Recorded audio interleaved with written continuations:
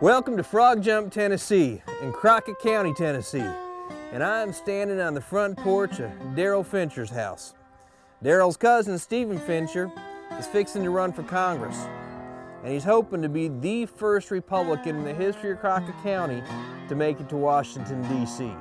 Finchers are pretty big in this neck of the woods. There's a lot of them. I want to introduce you to one more. Hey, buddy.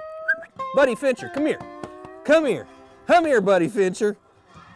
Outstanding. And let me ask you, Steve gonna make it to Congress? Steve gonna go? Steve gonna go? Huh? Go kill something. Welcome to Frog Jump. Frog Jump, Tennessee. Come in. Mr. Fincher, Chris Burgard. Nice to meet you. How are you, sir? Good, good. That's my wife, Lynn. Ma'am, nice to meet you. So you all would be the Fincher family, huh? Sir. Chris. I'm Nova Fincher. Nice to meet you, Noah.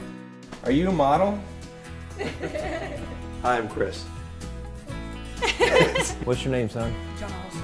John Austin.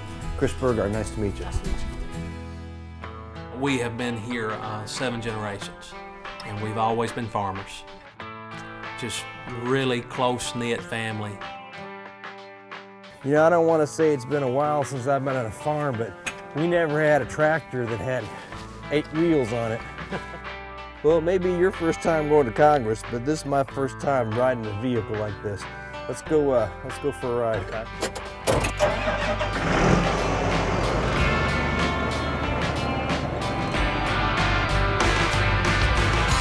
Does this have an espresso machine built No, in? no, not yet. You sure? No, not yet. Well, note to John Deere, espresso machine have. They're probably working on it. What made you decide that you wanted to run for Congress? Last summer, we were spraying cotton, and a friend of mine who is a business partner of my family called, and after a short discussion about how liberals in Congress are taking our country in the wrong direction, he suggested that we do our part by finding someone to run against Congressman John Tanner. And I told my friend, I said, who would be crazy enough to run against a 22-year incumbent with $1.5 million in the bank? They told me what they were looking for in a candidate, someone with character, integrity, someone that could run a business, someone that wasn't a lawyer, a career politician, but someone that, if you will, had skin in the game. I told my wife. Basically, I told him that at that moment, I just really didn't like the idea.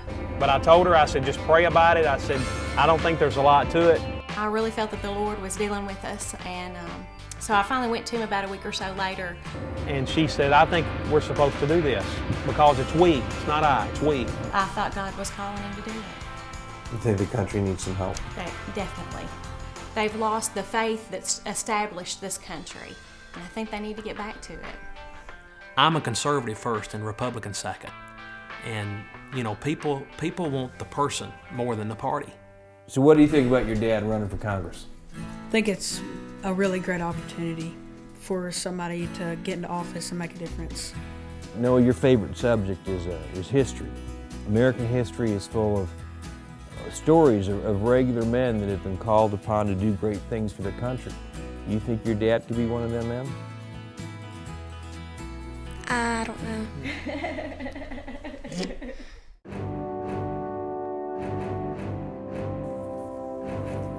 I see a lot of stones that say Fincher on it. Yeah, you know, we've been here for 7 generations, and I mean, I would dare say that most people in this graveyard, the ones that have gone on, we were kin. We were cousins or aunts, uncles. It's got to be hard to pack up and leave this to go to work. It's really tough, but I go back to my children. It's their future we're fighting for here. This is serious. We grew up about 3 miles from where we are now, where I lived before we built this house about 10 years ago. This house has a lot of history for me. All 3 of my children were born while we lived at this house, and my dad and my uncle were born here. If you're the big boss in charge, I mean, not just Congress, but there's one thing you could do tomorrow to make this country better. If you had your way, what would that be? Man, we got to listen to the folks. Get back to common sense and put the people back in charge. Get back to our Constitution. Without the Constitution, what do we have? We the people. It's our government, and it's time we take it back. The United States of America, Are her best days behind her or in front of her? I'm optimistic. I look at my children at night and I'm optimistic.